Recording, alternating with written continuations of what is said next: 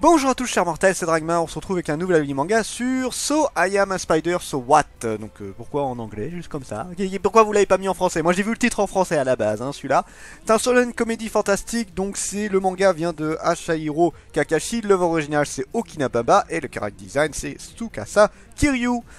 Pour l'histoire nous suivons une jeune lycéenne qui s'est retrouvée désintégrée pour revenir à la vie sous forme d'araignée, de petites araignées. Donc elle va arriver dans une grosse colonie d'araignées, hein, pour ceux qui connaissent un petit peu la bestiole.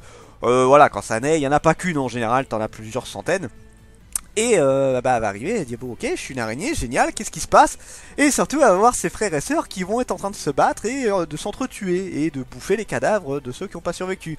Même la maman, elle va essayer de bouffer certains de ses petits. Voilà, la nature c'est si beau. Du coup, bien notre chère petite nouvelle araignée va tout faire pour se barrer, donc elle va réussir à s'enfuir et va arriver dans un énorme dédale labyrinthe de galeries avec rempli de monstres. Et en plus, il y a des aventuriers qui essayent de rentrer dedans pour choper des trésors, tout ça. Bref, c'est un petit peu la grosse misère et elle va devoir essayer de survivre là-dedans, sachant que c'est une araignée de base, elle n'a pas de grosse capacité, genre je crois qu'elle a du venin et l'étoile d'araignée, mais c'est tout, elle n'a pas une grosse force, elle a rien d'exceptionnel, genre sans le venin et sans l'étoile d'araignée, elle ne peut rien faire du tout. Rien de spécial quoi, à part si elle peut monter à certains endroits, mais voilà, c'est pas, elle a pas une force de la nature ou un truc du genre quoi. Elle a pas un énorme pouvoir, donc elle va devoir survivre et essayer d'évoluer avec ses nouvelles compétences et avec tous les monstres un petit peu particuliers qu'elle va rencontrer. Il y a un petit peu de tout, ça va de la souris, ça se va au gros serpent, aux lézards électriques, bref, t'as un peu de tout. Et elle va essayer de survivre en se nourrissant de ces créatures et en essayant d'évoluer au fur et à mesure, elle voit qu'elle a des points de compétence, elle voit qu'elle a des niveaux, qu'elle peut améliorer certaines capacités. Bref, là on est totalement dans un RPG. Et elle va essayer d'évoluer avec tout ça. Donc ça c'est pour l'histoire, pour mon avis sur le manga. Et bien déjà en lisant, je me suis posé la question, est-ce que je le mettais plus d'un point de vue de Raw Monster ou de moi quand je me regarde en Slime, puisque c'est les deux titres en France qui s'en rapprochent beaucoup. Et bien je le mets plus de... pas du tout du côté de Slime, je le mets beaucoup plus du côté moi quand je me... Enfin, plus du côté de Raw Monster, avec moins de détails quand même, parce que Raw Monster il y a beaucoup de détails, et là moi quand je... Enfin, So I Am Spider So What, c'est le même délire mais plus avec un côté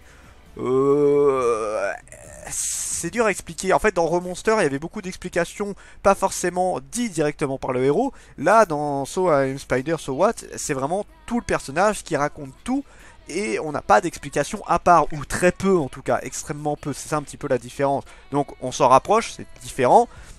Les trois mangas sont très différents, hein, mine de rien. C'est toujours une réincarnation, mais je trouve que leur façon de comment c'est traité n'est pas du tout la même. Donc c'est très intéressant, j'ai bien aimé. Ça va alors relativement vite, parce que là on est déjà arrivé au 10e niveau, si je dis pas de conneries.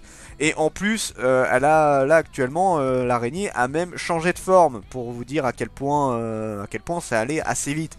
C'est voilà, bon, je pense qu'il y a encore plein de classes, plein de niveaux à passer. Bref, à mon avis, là, le manga au Japon est déjà à 9 tomes. Je sais pas combien de tomes fait le light novel, mais à mon avis, ça doit pas être petit, hein. Je pense que la série doit être assez longue. Donc je pense qu'on a de quoi faire là-dessus, ça c'est pas trop un problème. Donc là, pour mon avis sur le manga, j'ai plutôt bien aimé, c'est assez cool, c'est pas trop prise de tête. Les explications sur les capacités, tout ça, bah ça se fait assez peinard. Bref, dans l'ensemble, c'est plutôt cool, j'ai pas grand chose à redire dessus. J'ai passé un agréable moment sur cette lecture. Maintenant sur le potentiel du manga. Alors bah sur l'histoire, je le redis, c'est assez simple, hein, c'est juste une réincarnation. Et essayer de survivre dans un dédale de monstres. Bref, il n'y a pas quelque chose d'exceptionnel, j'ai envie de vous dire. Là, il n'y a vraiment rien de particulier. Pour ce qui est du dessin, bah, le dessin est pas moche, hein, c'est pas moche du tout, il y a quand même pas mal de détails d'ailleurs.